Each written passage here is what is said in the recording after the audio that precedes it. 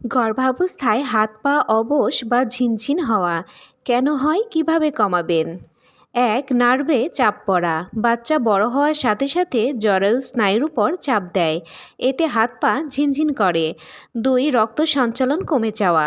গর্ভাবস্থায় রক্ত প্রবাহের পরিবর্তনের কারণে হাতে পায়ে রক্ত ঠিকমতো না পৌঁছালে অবেশ লাগতে পারে। ক্যালসিয়াম বা ম্যাগনেসিয়ামের ঘাটতি।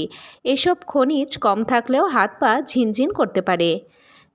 কর্পাল টানেল সিনড্রোম, বিশেষ করে রাত্রে আঙ্গুল অবেশ হওয়া। গর্ভাবস্থায় খুবই সাধারণ। কিভাবে লাঘব করবেন?